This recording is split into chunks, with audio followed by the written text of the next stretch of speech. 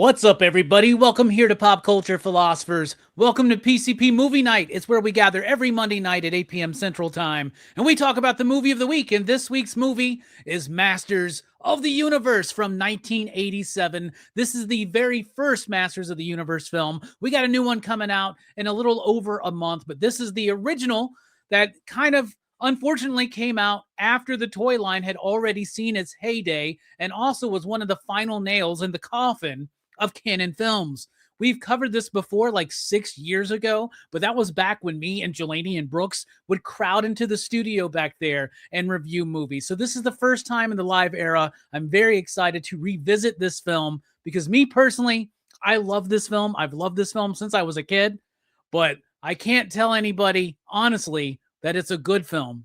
But we got a great panel tonight, including Jelani. What's up, man? How you doing? Station, brother. Station on. I love this film. Nothing will change my mind about this film. So from whatever we talked about when we were in that crowded room to now, that hasn't changed. Maybe it's heightened it. I've even got the figures. We even did a review on these figures. Check out our channel for the review on these figures. But it was Dolph Lundgren with a better head, by the way. I found a better head. And I got the Skeletor with Dolph Lundgren. I love this movie. So, I mean, anybody that hates this movie, I'm going to trash you and your family. It's kind of weird for me. I'm kidding. I'm not. This is why you got to bring their family into it, Jelani. I don't know. I'm a family bringing motherfucker. I don't care. It is fine. I love you guys just the same, but come at me, bro. Come at me, bro. All right. We'll see who's got the power tonight. Also joining us, I don't think he's been on the channel in a minute, but it's Stu, the Stu Meister, Stu Mageddon. What's up? Journey, fellas. What up? How we doing? Thanks for having me. Huge. I don't think I've seen a film as much as I've seen Masters of the Universe. Just like an institution to me as a kid growing up. Such a pleasure to revisit it yet again. It's just going right back in time to all those moments. All those emotions you felt as a kid watching so many of these scenes, man. That leg wound still fucking gets me. God damn, I think it's nasty. That's I fucking love this movie so much, and I agree with you, Robbie. I can't necessarily recommend it as as a good movie to watch, but it's one of those bad movies that is timeless and eternal in so many different ways. So I love this one. Great historical footnote. 1987. They're trying to make a comeback and it ultimately fails. But yeah, there's so much cool lore with comic books and Kirby and Mobius and all sorts of different shit tied to this film. It has so many cool things going for it, I think, subliminally. So love this one. Heck yeah. We also got Joe Corallo in the house. How you doing, homie? I'm doing all right. I'm excited to talk about this one. Kind of like what Robbie and Stu have been alluding to, like it's a mixed bag. And we'll get into it of like, is it a good movie? Fuck no. This is a horrible movie, but nostalgia's a factor. And a lot of other elements that like it's like is in New York or whatever is the shitty pizza place down the block from you the best pizza in the city? Probably not. Is it the place you go to the most so you have a great time at? Yeah. So like there's layers here and we'll discuss it. Yeah, exactly. Like Masters of the Universe has like the Mortal Kombat 2 arcade in the corner, right? Nobody's ever in line. That kind of a thing. Yeah. All right, and rounding out the panel tonight, it's the Shroom Master. It's Brooks. What's up, homie? How you doing, brother? You excited to be here to talk about Masters of the Universe again? Yeah. It's like this movie, man. It's just so enjoyable for some reason. I don't know why. Even the parts that I like that suck about it, it's a fun ride, I guess. I think a lot of that does have to do with nostalgia. Like we grew up in that era when those toys were like one of the first big figure lines that most of us got into. So yeah, maybe we see it through a little bit of rose tinted glasses, but that's okay. That's just the way it is. Yeah. It's just the way it is. All right, let's get into it. Masters of the Universe right there. I got the Umbrella Blu-ray. I was so excited when this came out. I still have my DVD copy because it's one of those old school ones that like with the cardboard cover that you'd have to Yeah. those. So I'm holding on to it for that. But I didn't watch this movie in theater, but I watched this movie I probably, as soon as it appeared at my video store, man, I was clamoring, begging for this movie, man. And I remember this might be the very first time in my life where I went, well, that's not really like the source material.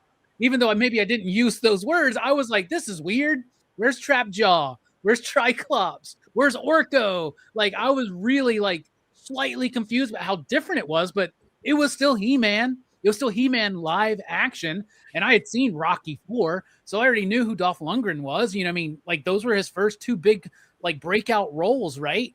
Man, and then Skeletor. When I was a kid, Skeletor was so scary, so badass. I was a horror head, so I loved the makeup. And then as you grow up, you find out more about the behind the scenes of the movie. You learn more about the history of canon films, the history of Masters of the Universe as a toy franchise. And of course, I was a huge fan of that toy line as a kid. Still a huge fan today. It's probably my most impressive collection in my house is my Masters of the Universe vintage collection. But I absolutely adore this property, and I loved this movie back in the day. And as you get older, you learn more about it. Drew Goddard, the director, I think this is the only feature film he ever did. He had a major influence of Jack Kirby. Tried to get Jack Kirby involved in the concept designs, but the studio axed that. But like Stu alluded to, Mobius was involved in some form and fashion with some of the design work. I think for what it is, from the time it's made, by the company that's making it, for how much they're making it, and it was a very big budget for a canon film, $22 million, right? Yeah. It only made $17 million, right? So it was a flop. But man, I watched this all the time on VHS. When it came out on DVD, I bought it. Frank Langella it's one of the best villain performances in 80s cinema for real. Like Absolutely. up there, man. It's as good as some of the best Gary Oldman work from the 90s, I would say, right? Yes, great comparison. All of them. It actually, for a canon film, looks really good, right? It looks really sharp. That Eternia set is crazy. Yeah, the set was great, but it also is a little bit lackluster. Where is Eternia? Why are we not in Eternia very long? Why are we on Earth so long? Even today, and even as a kid, I was always like, what the hell? But it's kind of funny, unintentionally funny, right? Oh, I know what this is. It's one of those new Japanese synthesizers. But I love this movie. Even though as a kid, this was my first, it was this movie and then like watching Super Mario Brothers. That's when I realized, oh, they're just going to do whatever they want. I guess that's what, so that's why when people say, oh man, I hate it when they change it from the source material. I'm like, what world are you in, bro? Batman didn't wear all black in the, you know what I'm saying? Dude, like these movies, to me, like I just figured this was how you did it. Like if they make a movie, it's going to be different. It's going to be a little bit different for some reason. But Masters of the Universe, man, very important film in my life. And even as an adult, watching it is so much fun. It's so much fun and it looks great. And it's the best New Gods movie we've gotten so far, you know? So, Jelani, what about you? What do you think about Masters of the Universe overall? I have not watched our previous review of this in years, but I'm pretty sure nothing has changed because I love Masters of the Universe. This is one of my favorite films of all time. I watched this as a children in the theater. Like, my parents, like, we went to watch this movie, and then I went to Showbiz Pizza and had pizza afterwards, and it was awesome. And it was a great day for me. I wish I'd watched the credits at the end to see that Skeletor pops up out of the water and says, "I'll be back." I didn't know about that until I was like 28. Yeah, it took a long time for us to get there. So I really mad I didn't sit through the credits. I love this movie. Watching it again, like, and I haven't watched this since the last time we watched it. and I still love this film. It's fun. It's all action. It's all the time. It's pretty cool. Evil Lynn's still sexy as hell. It works for me. I don't know what it is. Even Courtney Cox and all the stuff on Earth and Lubnick and all that stupid shit that happens in the film, it feels honestly to me organic to how goofy this movie was supposed to be. I mean, they're in Eternia, and then all of a sudden the cosmic key brings them to Earth, and then they have to do this thing on Earth in order to get back. And I get it. I know a lot of people like that, but to me, it works. It's so much working, and it's maybe nostalgia goggles. I apologize up front, but it's such a film to where it's just He-Man on screen. Dolph Lundgren, like, he embodies He-Man. He is He-Man. Frank Langella is Skeletor. It works. I wish there was a Battle Cat. I wish there were certain things in this film that worked with the cartoon that I watched as a kid. But could you imagine if they would have tried to put Battle Cat in here with that their budget? thing would have cost Films another was? $10 million. Right. It would have looked like Aslan and those damn BBC Chronicles of killed the Narnia. They'd have killed a tiger, bro. It'd have been a They'd have killed the tiger dying. They would have killed a tiger and died. They'd have killed that tiger, man. I swear to God, it would have dead tiger. But to me, and I know the last, like, I don't know, the final battle is like all like lights and flash and nonsense because they ran out of money. It's Canon Films didn't have a grasp on what they had, which I understand. I get, and they didn't pay back the people they were supposed to pay back, so that's why the money was gone. It's funnier. The backstage stuff is funny as shit to me. But at the same time, you still, to me, produced a film that could satisfy and people should have enjoyed, but it happens. I would have watched it twice if I had a chance. I love this film still. Watching it again, I appreciate it more because they didn't have that money. They didn't have that time. But the scenes that I get, it's worth it. Man, they paid for a dialect coach for Dolph Lundgren. And it was a doctor. Like, it was a doctor lady that like did his speech. I wonder how much she got paid to like coach him on all 20 of his lines throughout the movie. Yes, yeah. All 20. All 20. It's funny as shit. But the fact that it happens and they did I think they did a good job, even with the special effects and the costumes, the masks, all that shit. I think it's incredible. So to me, it's beautiful. I understand you guys have opinions. I get it. But I still love this film. Yeah, the movie's great. Like, I didn't mention I think we talked about this when we covered Cyborg a couple years ago, which is the most viewed PCP movie night video. So that's pretty cool. We just had a third one hit over 100,000. That was Stopper My Mom Would Shoot. So that's cool.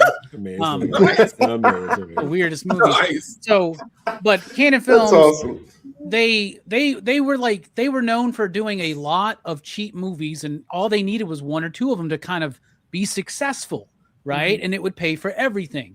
That was their model. It worked for years. Then they had a major success with Chuck Norris films, right? Mm-hmm. So then they started making more money. They got really excited. They got Superman rights. They got the Spider-Man rights. They got the Masters of the Universe rights.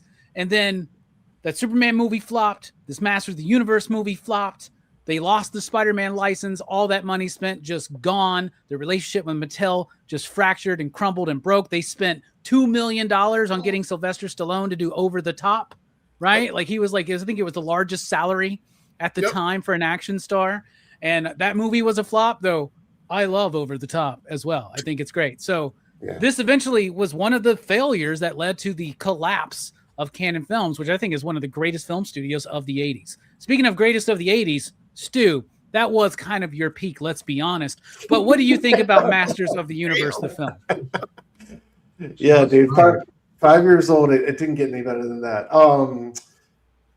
Yeah. So this like on rewatch, there's I think there's so many things you appreciate as a kid and like emotionally in the moment, and then you come back and as an adult you see like you appreciate all the other things about Frank Langella's performance. And but I think that what I love about this movie is like whether you're a kid or an adult, there's charm. There's always charm, I think, and there's something to treasure from every scene here. Whether it's like Gwildor's hideout, the crazy Eternia set, the way they cribbed like musically from Superman. We got Star Wars being stolen all over the place, but like it works at the same time. And it's like each like the warehouse scene, like each of these like moments when they steal the car, each of these moments has this like cheesy charm to it that I think never wears off from kid to adult. And that's one thing I just really appreciated and loved on the rewatch, and I think is the reason why I love this film, and I've seen it so many times, man. But man, I had this thing on VHS. I don't remember watching it in the theater, but I remember wearing it out at home, and just like the wonder of like Gwildor's like hideout and all the little inventions and shit he had in there. The key was always so cool to me. Like Jelani said, the special effects work. Like they're cheesy, but they work. Like the hoverboards were cool. It looks whatever now, but like back then it definitely worked. And I don't know. It still has that fun to it now, man. And it's just a blast through and through. So it's just super cool after the fact to learn for like John Byrne, finding out about the Kirby stuff and kind of like making that known and the comparisons to the Fourth World, like seeing Calabac and Steppenwolf and all these characters from Kirby and this thing. Mobius with like the early He-Man designs and stuff like that. And it's just fascinating to learn like the history behind it. But yeah, I think even when it goes crazy at the end, like with the lack of money, they still pull it off, man. I mean, I remember just being astounded at Skeletor's transformation, and that still carried through. So yeah.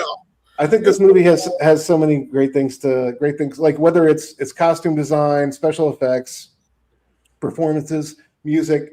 It's got so many great things going for it that just lend it this charm that really never ever gets old. So yeah, absolutely, man. Well put, Stu. What about you, Joe? What do you think about this film overall? What's your history with it? Sure. I noticed one of the things you didn't say was great about this was the script, and I concur. The script's really bad in this one. He-Man doesn't actually have a lot to do. It's kind of weird. It's a He-Man movie where he's like in the background for like 90% of it. It's weird choices, but rough choreography on those fights too. Those fights were stiff as shit. He can't speak English well, okay? Cannot speak English at all. My favorite live action He-Man movie is Krull, but no, it's Krull's real. I really fuck with Krull, but Kevin Sorbo, Krull. Yeah, that's Cole. No, it's Cole. Is that Cole? This is Krull. I don't know Krull. Yeah. I haven't seen Krull. It's okay. Krull's great. That was another movie that also had too big of a budget and also flopped, but it was like a few years earlier.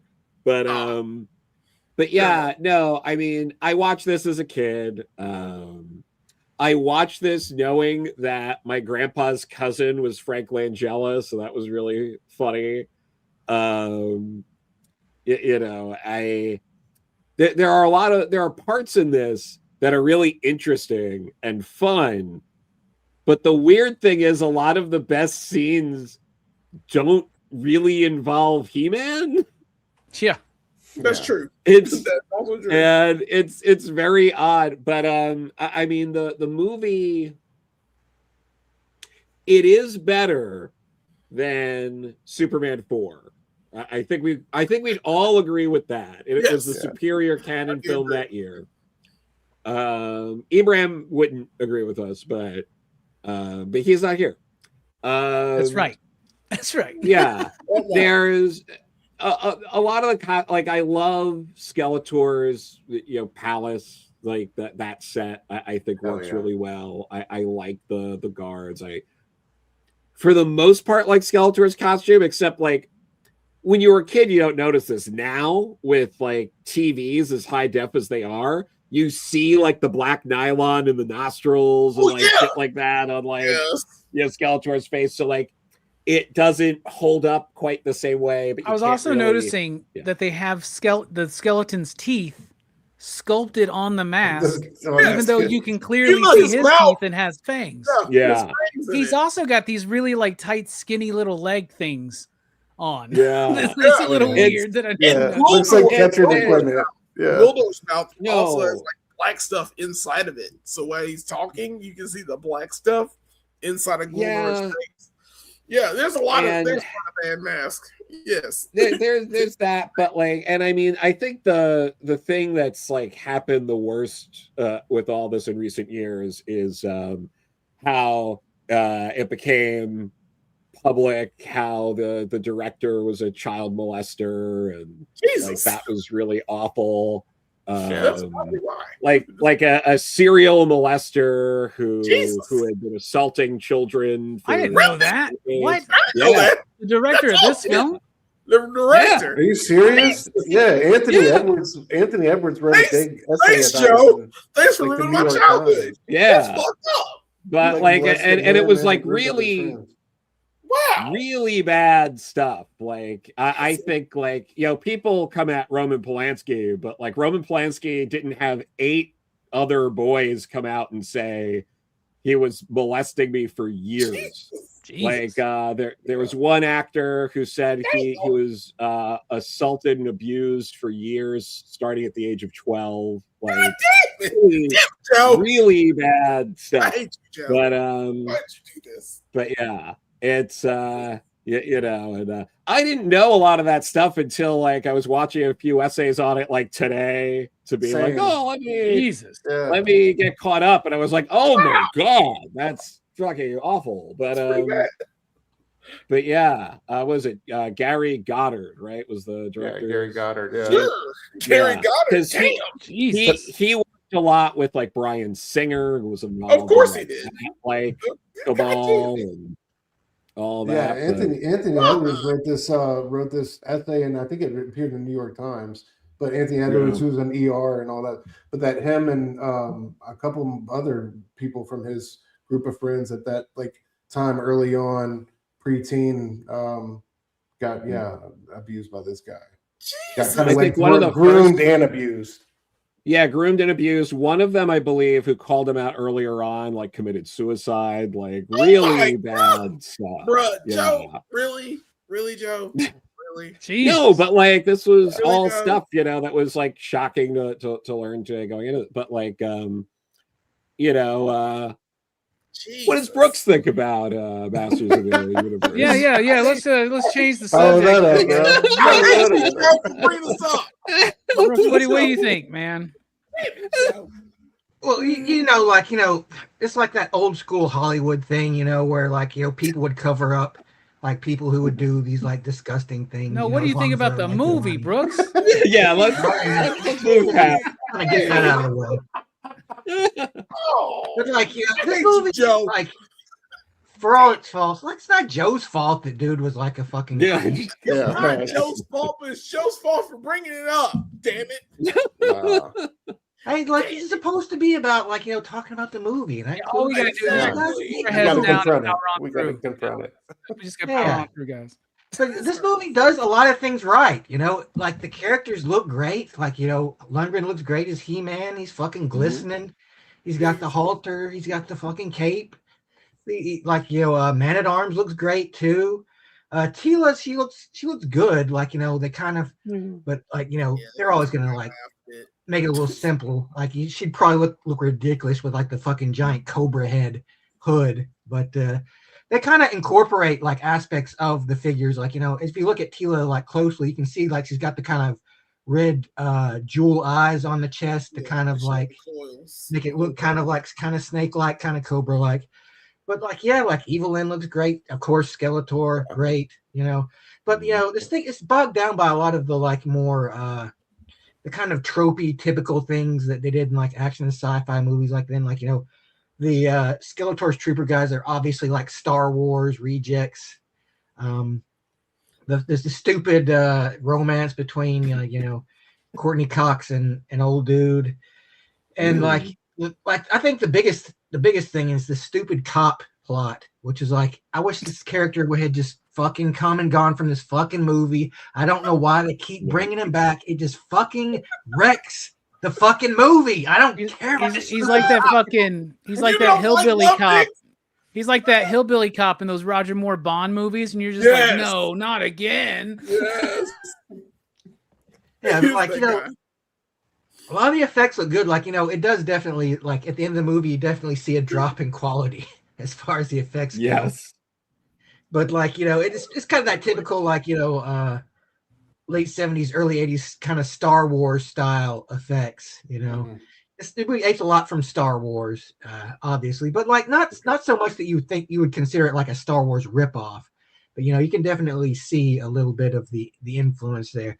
So, yeah, like, you know, like when I watched it, I'm like, man, it wasn't a good movie, but it was an enjoyable movie. And a lot of that has to do with, like, you know, the attachment that I have to the franchise of He-Man.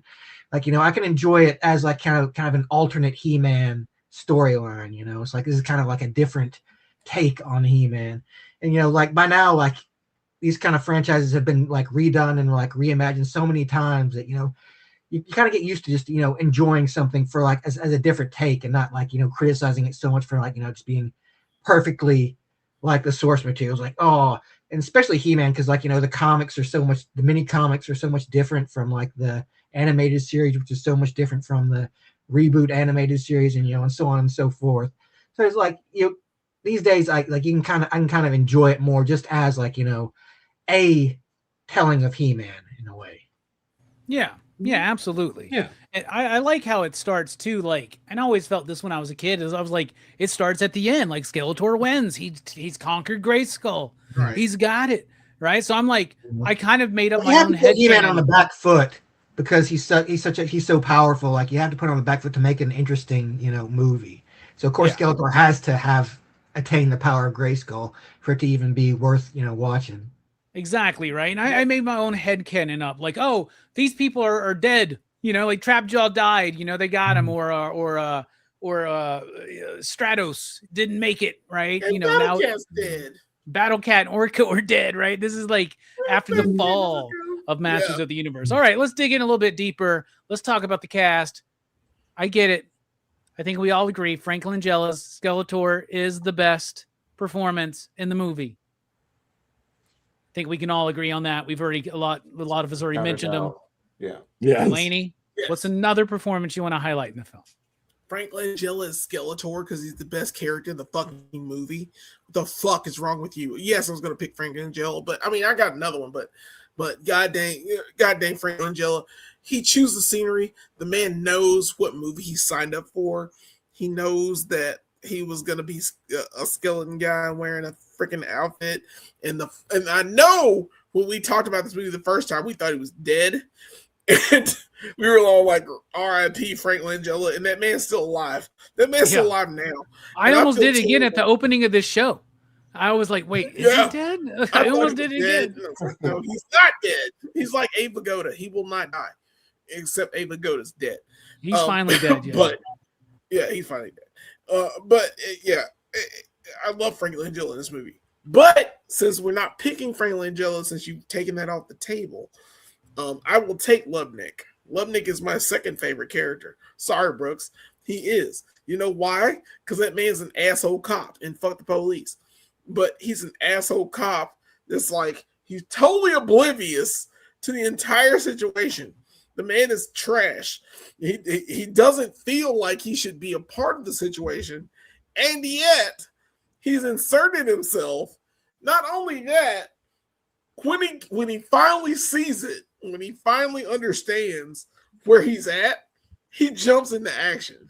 That man's like, I don't give a fuck. I'm killing stormtroopers. And he kills stormtroopers. And he does his job. And at the end, he's rewarded with a chick, and he gets to stay in Eternia because he doesn't want to go back. Why would you? Why would you go back to regular world when there's an Eternia? I think it's hilarious. He's one of my favorite characters. He's also the principal in Back to the Future, and he plays exactly the same character. He's the same guy. So I love Lubnick. He's right behind Skeletor. He's right behind Skeletor for me because Frank Langella fucking rules. That dude understood the assignment. He showed up, and it works. So yeah, very reminiscent of Raul Julia's Bison in a way. Yes, he showed up. Yep. Two great performances. Yeah, James Tolkien as Lubick is absolutely fantastic. I love him in the movie. Right? Yeah. I really do. I love when they get teleported to eternity, and he like decides he's gonna fight these stormtroopers or whatever, and he calls them a bunch of commies, a bunch of pinkos. Yes. He's like, all right, you pinkos. Yeah. So Heck yeah. 1997. Yeah. What about you, Stu? What's a performance you want to highlight? I'm gonna go Billy Barty as Wildor, man. There's something so annoying yet like just lovingly like charming and relentless about this performance, man. He is like he eats up a lot of the scenes he's in. I find like his whole like build up from being like the master guy with the tech, the key builder and all that, like how he rigs the car up later is super dope. I love his humor. So many scenes that I remember like with him in it as a kid, like him landing in the water and blowing out his gills, the fried chicken scene, of course the car scene, and then like later, like how to be in the heart of the comeback.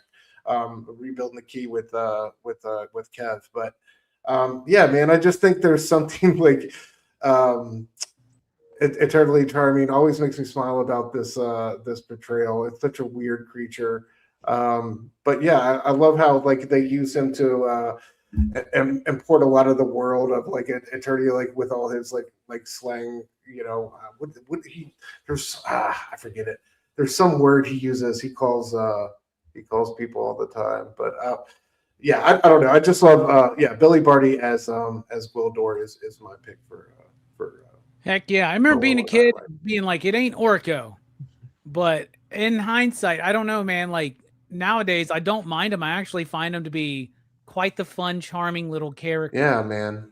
It's like a patchwork of a bunch of 80s movies successes with Masters of the Universe set dressing, like a little bit, right? Yes, there's like some Jim Henson in there. Yeah, exactly. Yeah. What about you, Joe? What's the performance you want to highlight? All right, there's two of the smaller roles I wanted to point out. One is John Cypher as Man-at-Arms. Great. As a kid, and it remains this day, like he was one of the few in the main cast where I was like, oh, he looks and acts like the character. Yeah. Like that I was like really like as a kid was able to be like, okay, something is like the show here. And he kind of actually helped anchor the movie for me because like as great as Skeletor is, and he is absolutely the best performance in the film, if you watch the cartoon, you're like, who the fuck is this guy? Like, he is not like Skeletor from the cartoon at all. Like, it's a very different performance. It is a superior performance, absolutely, but it is very definitely more competent than cartoon Skeletor. Yes, but a lot more. But so John Cypher, for me, it really stands out. But I also wanted to highlight Christina Pickles as the sorceress. She barely does anything, but it's more that she also played Courtney Cox's mom in Friends. Yeah. Yes, she did. Which is crazy. And she played Leonardo DiCaprio's mom in the Baz Luhrmann Romeo plus Juliet movie, which I fucking love. That movie's an all-timer, man. Great call. It's so good. The world was wrong about that movie. It's not Yeah. that movie. It's fucking Moulin Rouge, which is garbage. That makes me hate fucking films on film, fucking musicals on film, but fucking Moulin Rouge. Fuck Baz Luhrmann. Anyway, sorry. I remember not liking that Romeo and Juliet movie, but I haven't seen it since the 90s. In the 90s, that was a whole different Robbie. So you will watch it. That's going to be one of the movies that I think you will rewatch and be like, "This is one of the best." Like, I agree. Genuinely think that, Robbie. Okay, Absolutely. we might have to do this. Unfortunately, Crew's choice picks are set. So I'll be good. Yeah. Brooks, what's a performance you want to highlight? Well, I would never consider Frank Langella as Skeletor to be my first pick because it's too obvious. Yeah.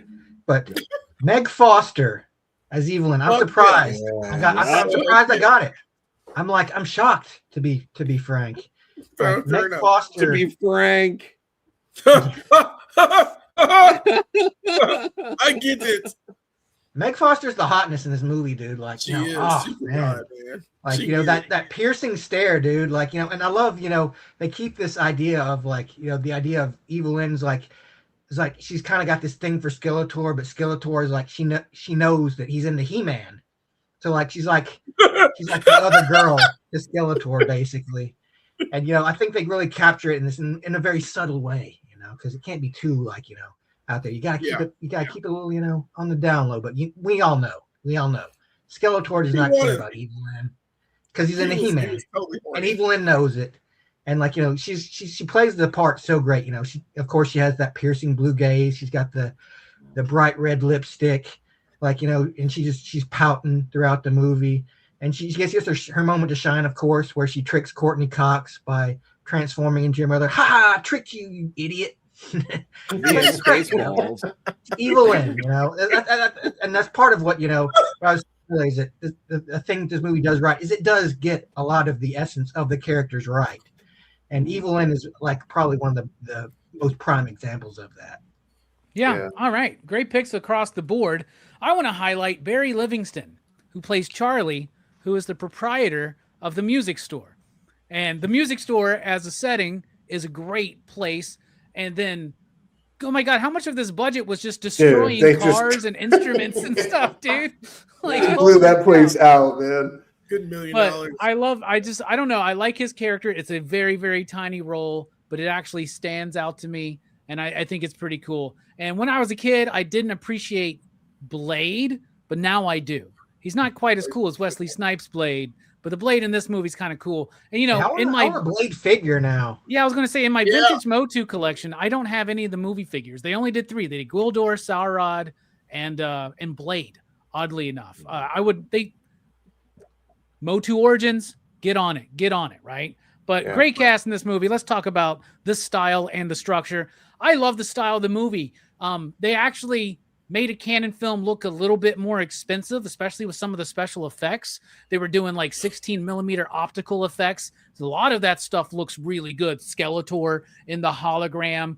Like, I love the bit when he starts getting like power and he's like, his face starts glowing like yellow, like the action figure. I absolutely sounds like love classic that. Skeletor for More than bad. Yeah, I love that nice. bit, right? I think the effects look really great in the movie for what they are. The makeup effects are absolutely brilliant. I love the look of the movie. That ship, when Skeletor is on that ship going down the street, dude, it just feels so epic, man, and big, and I love it. The structure of the movie, I think it does wear it down just a little bit, especially with like the human story. Like, we got Monica from Friends and we got Lieutenant Paris from Star Trek Voyager. Yeah, after this movie, they were both destined to be television stars, right?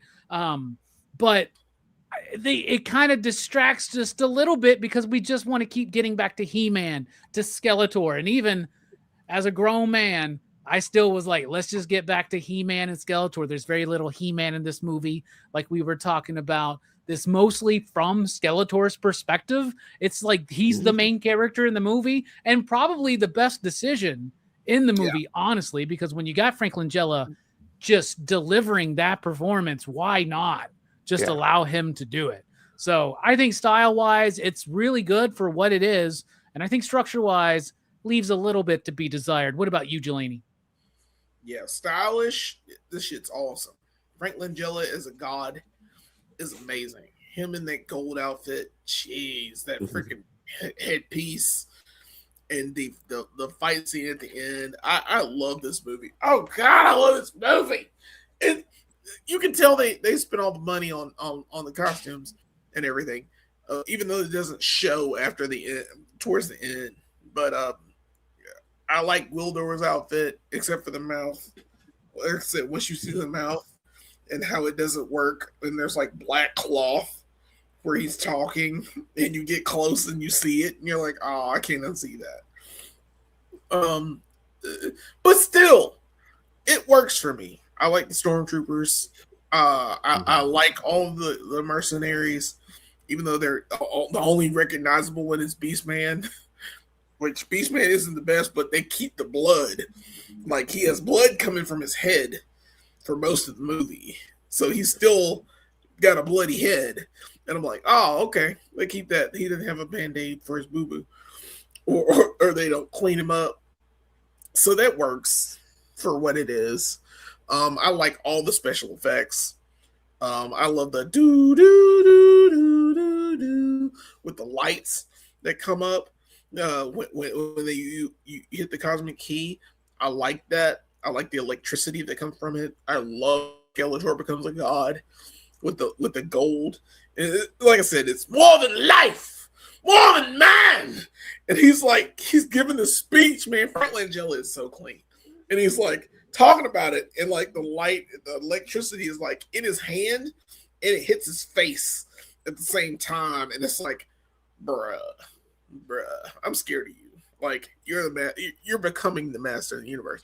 Although I would have taken the sword too. I mean, you just take the sword and do by the power of Grayskull. Do what Revelation did, but Revelation was shit. It's just, man, it was. Oh, I love that. The structure, it's fine. It's an action-packed film. There's not really too many slow moments in this movie for me, because there's a lot of action. A lot of action fills it in, and it's fine.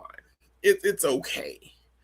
There are parts where, like, maybe they should have cut some of that off, but at the same time, I'm like, it's a fast movie. It's getting it over with.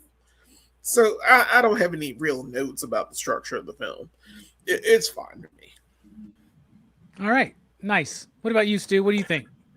Yeah, I mean, you guys said it all with the style. I think it's just such a wonder, because you know, typically when style is led by the budget like this, it's not a success. But I think they really played to their strengths in a good way, leaning on the Eternia Skeletor set heavy in the beginning and the end of the film, having the middle part when you're going to be on Earth be, you know, a bunch of fucking crazy ass explosions and like you said, music stores getting blown up and you know, cool invasion scenes and stuff like that. But I thought, you know, I think to me now still stylistically is why it's a win. I think they spent their money in the right places, like Jelani said, with the outfits and all that. I think it's just impeccable the way Skeletor looks throughout the film. Towards the end, when he goes, you know, next level God Emperor with it, it's just it's so cool. And you know, I love the curious quartet of mercenaries, and you know, I thought all of them, like, even though they were cheesy, all of them had something redemptively cool about him. Sorad and his little bubble throat and shit like that. Like, it was like there was always something cool to appreciate, whether it was in costumes or set dressing. So yeah, stylistically, man, it's just such a win across the board. I think even when it rips off stuff like the stormtroopers look, it still works. Yeah, structurally it is what it is. You know, I think you know, definitely one of the weaknesses of the film. It could have been better there. We're led by the budget again because we have to go back to Earth, and it doesn't always mold or mesh well, but there's still moments that I think really sing and that we remember. So I think regardless, I think the style is enough to compensate for the structure in this case. Heck yeah, I agree 100%. What about you, Joe? What do you think about the style and structure? Yeah, for the for what canon normally does, like the style here was pretty strong. Yeah, structure wise, I mean, like I think someone was mentioning like in the chat, like why was the movie so much on Earth? Like the first draft of the script was only on Earth. We didn't even go to Eternia. The worst thing about this movie, and part of why I think Krull is just like a stronger movie for that kind of stuff, is like they should have just ditched Earth entirely, filmed in a desert that was Eternia, and Courtney Cox should have just been like a peasant girl in the town that He-Man and the gang are hiding out to regroup and get back at Skeletor. And, oh no, Skeletor, like evil. Yeah, and then like Evil Lynn tracked us and brought Skeletor to this poor town, and that would have been a superior way to go. But for what they did, which I think ends up being more confusing than anything else, of like we're back on Earth, and then it's tones, and we both have keys, and why does Skeletor need both? He just wants both. He doesn't need both. He needs He-Man's sword, but he never says he needs He-Man's sword until he gets it. Like, it's not like, he locks it up, and then like, and it's just like, so like a lot of that's in like the script. Like it's honestly a poor, choppy script. Like a lot of why Frank Langella is the best performance is he did make up a bunch of his own lines. Fair enough. Like he was yeah. So like that's, I think, part of what elevates his performance is he was like, what if I fucking said something more interesting? And they went with it. So yeah, it's I like the style. The structure is like satisfactory. It's not awful, but it's not like, oh, this is a really well structured film. It's like for what it is, it's fine. Yeah. What about you, Brooks? Man, you got anything to add? Seems like we're all on the same page here. Yeah, like this movie, it very much feels like it was a check. There was like a checklist of like what do these idiot kids want to see? Like we got. You got He-Man and Skeletor, but there's like a few things I think that they kind of like, it was a thing back in the day, like, that they thought people wanted, but people really didn't want. And that was kind of the whole idea of like, it has to be set on Earth. Like, people wouldn't understand if it was like set in this other world, but, we wanted Eternia. We didn't want Earth. And like in the Motu like kind of canon, like the only real attachment to Earth is the fact that He-Man's mother Marlena was originally from Earth, and she was like an astronaut. And I think that would have been like, they should have used that in this movie. I think they should have had Courtney Cox's character turn out to be Marlena at the end, and like maybe she That's a time travel movie. There's either a deleted scene or a deleted moment in the script that they didn't film where Man-at-Arms finds an American flag in Castle Grayskull at the end of the film. Yeah, that would have been interesting. Like like maybe when they send her back into time, instead of getting sent back in time like on Earth, she gets sent back in time on Eternia, and she like becomes He-Man's mother. I thought that would have been more interesting. But I guess. They didn't really think they weren't thinking too much about it, But they do enough, I think, to satisfy.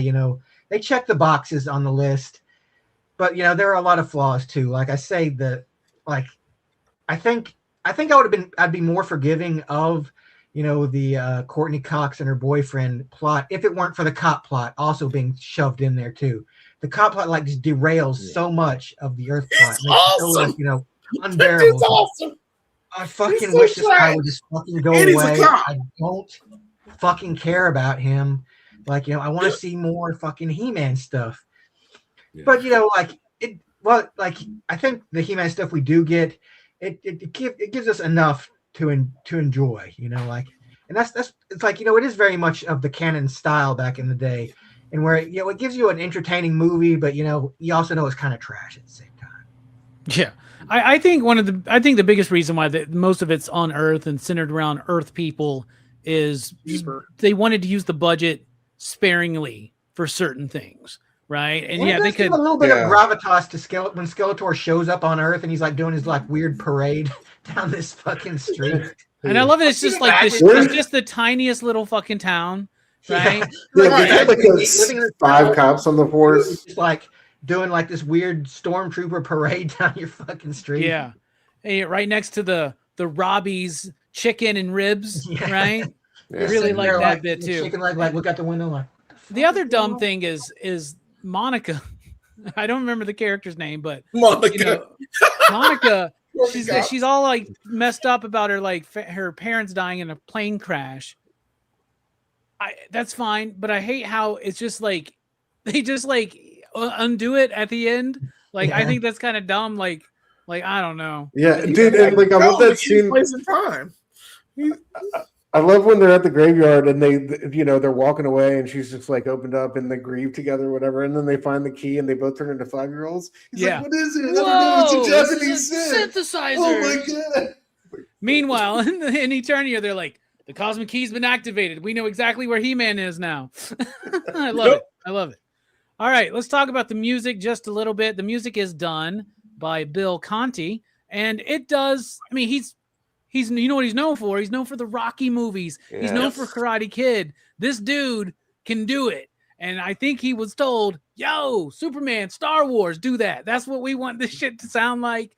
Do it. And so I don't want to criticize him for having it sound so much like that, because I do believe that was the direction he was given. Like Richard Band on Reanimator gets flack. People are like, he just ripped off Psycho. Stuart Gordon's like, dude, I feel so bad because that's what I told him to do. That was the whole point. They definitely wanted the music to sound Star Wars, Superman. The tagline in this movie, by the way, was Star Wars for the 80s. How about Masters of the fucking Universe? I mean, that's all you need, really. It's a different thing, but they really want canon. Man, good old canon. But the music is cool. I do like the music. I love the sound of the cosmic key, the music and the tones, the sounding there. But I also just love that big bombastic fanfare, marchy, cool ass shit.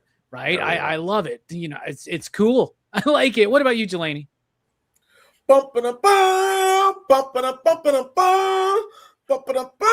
Yeah, it's Superman. It's basically Superman. It's so good. I love how the triumphant the music is. I like how they put like Purple Haze in there. It's the soundtrack. Yeah, that was and good, show Jimmy poster in the background. That was Jimmy. I was like, that had to cost a fuck. I'm living in a cardboard box. That shit is awesome. I don't know what it is. Yeah, the music's fine to me. It's stock footage though, because it adds with the stock music that you would have. But it's triumphant stock music, and it's worth your time and effort for this movie. This movie, like I said, it's utter hot cheese, and it for me it works. Like it's just the music. It is what it is. I love the music for this. I do. I really do. You can't change my mind. There, I'm done. Nice, Jelani. What about you, Stu? What do you think? I love it. Agreed. It's a John Williams ripoff, but man, the triumphantness there at the intro, like after we get that like Castle Grayskull narration, like hits every time. Adore that. I love the synth. Like somebody in this movie loves some fucking synths, and like the way they crammed it in, like every which way. I really appreciated that. Whether it's the Cosmic Key, Kevin and the band, getting the keyboard. I'm just a keyboard player in a high school band. I'm nobody. He's like, wait a minute. There's a million. If I can recreate it, it's like, yeah. So I love that like footnote in time, like for just how big synths were in music in general. So yeah, love it. Hell yeah. Joe, thoughts on the music?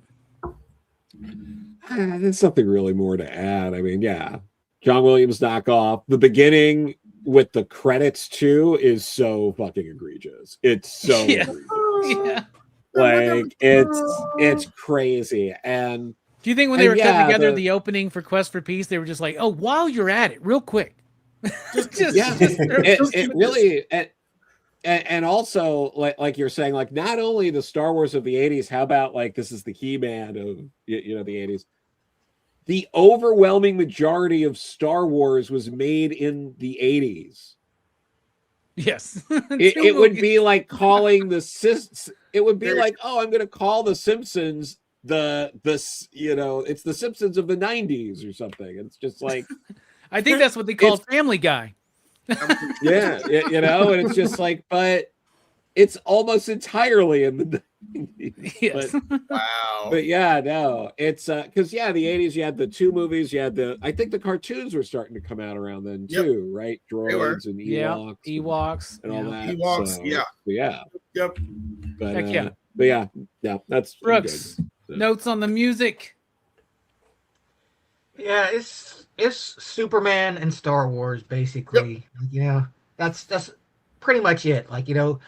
But it works. It works for what it is. It does. And this movie is very derivative of those movies, but like I said, they don't take it too far. The music, you definitely you hear Superman, you hear stars, but at the same time, it fits. It doesn't feel out of place, And the I guess more modern songs they throw in there are kind of cool, and Purple Haze as well, and Living in a Box. I love that song. Yeah. It's always nice when I watch this movie. I always forget that Purple Haze is playing. I'm like, oh, I get it. Charlie's supposed to be the cool guy that owns the music store, right? Right? Yeah. Okay. Yeah. Cool.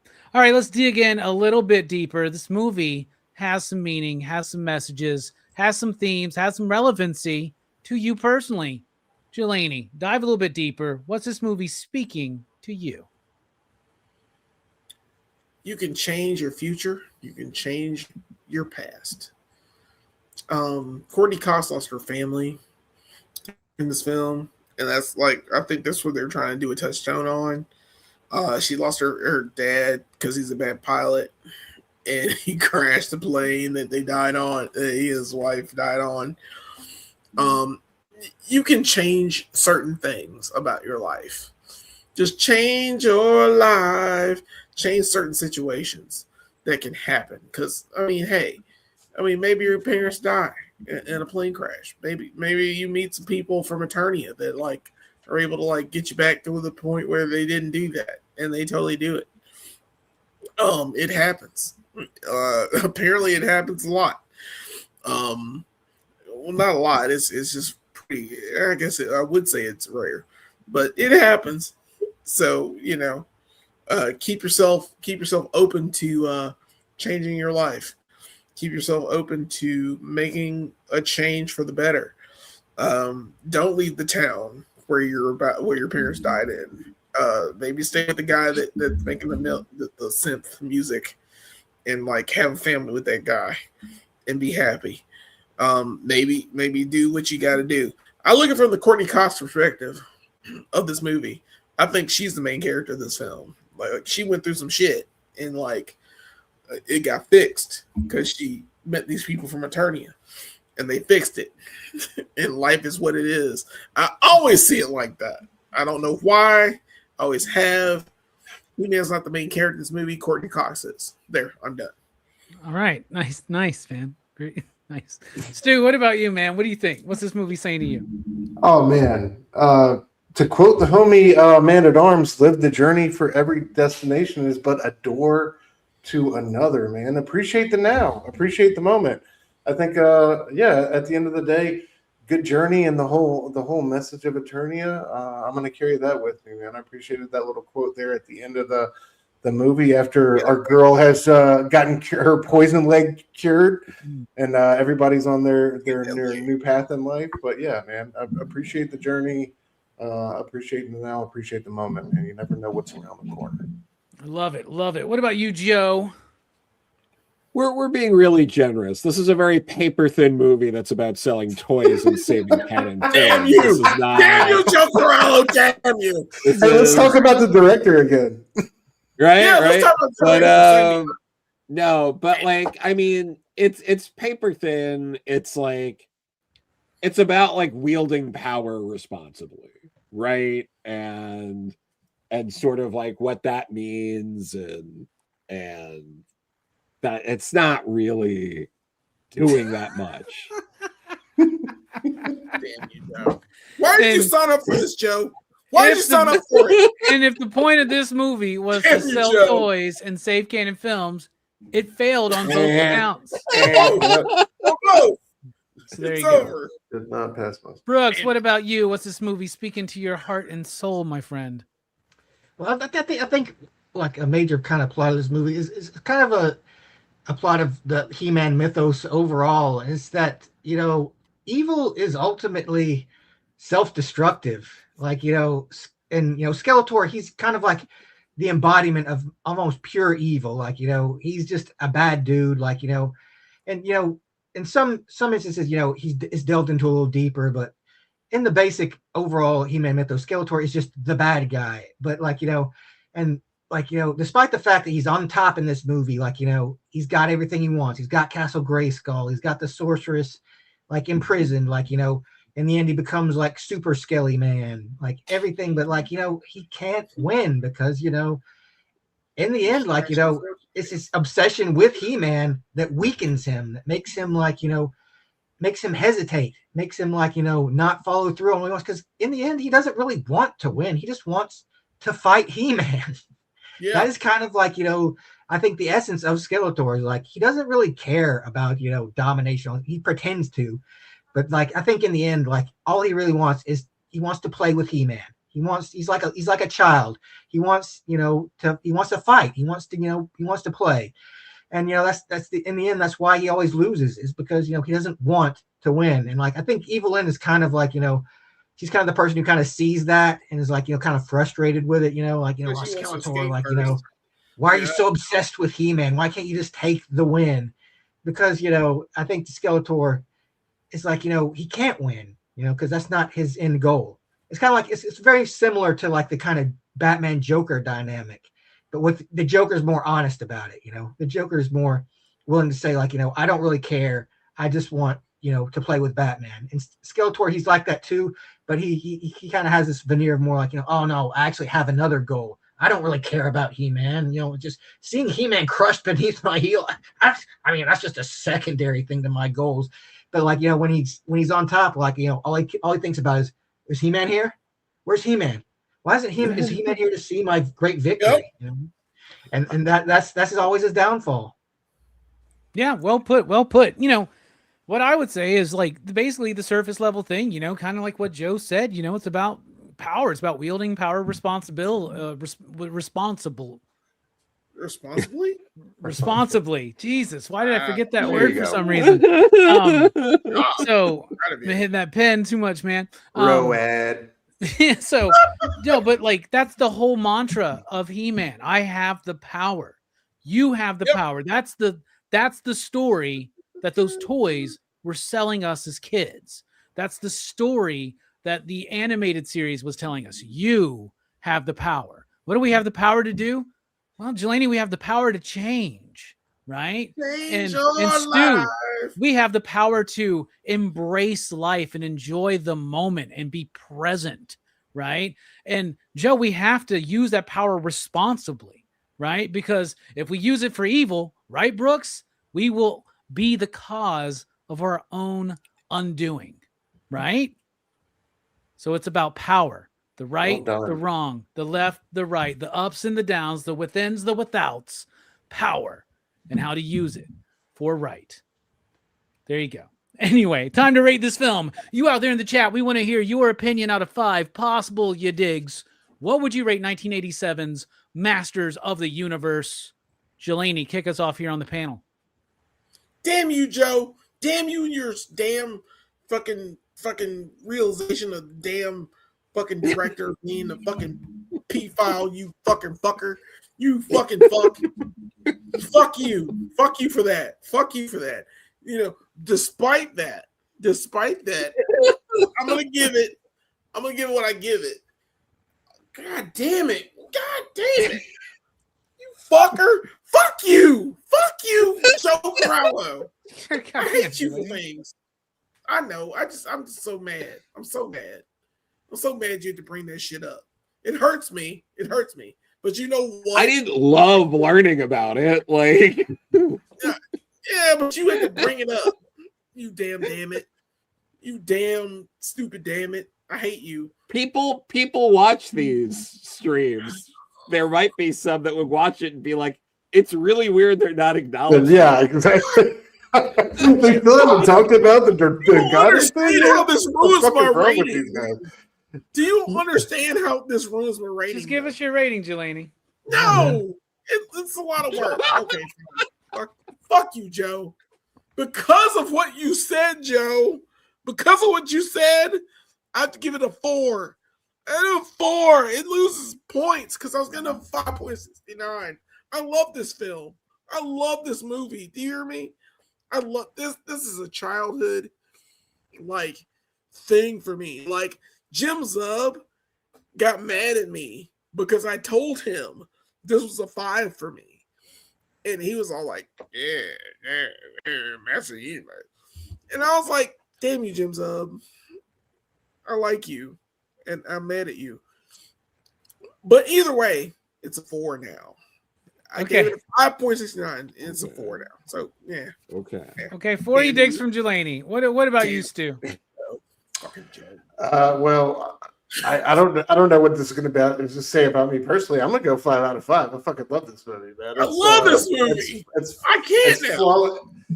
It's still flawless on rewatch to me. I just I love every bit of it, even when it drags, when it's clunkier moments. It's far from perfect, you know. It's really good. Critically, it's far from a 5, but I can't put it at anything but a 5. It was just such a moment for me as a kid, and such a joy to revisit, rewatch as an adult, and one I'm gonna watch with my kids as well. So yeah, I will watch it with my children. Yeah, but I don't have. Love it.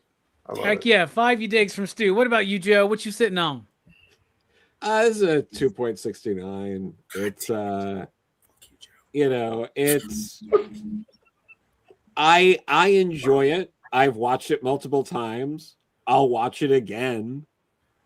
I'm probably going to have, by the time I die, I will have almost certainly watched this movie more than I have watched Citizen Kane. Yes. Fair enough. Yes. Even though I would give Citizen Kane a 5. Like, that's just sometimes movies and scores like that, they work out. Like, it's not necessarily a reflection on rewatchability. It's just, what it is. Exactly. I got you, man. What about you, Brooks? What you think? I give this movie a 3. Like, as much as I do love it and enjoy it, like, its flaws definitely weigh it down a bit.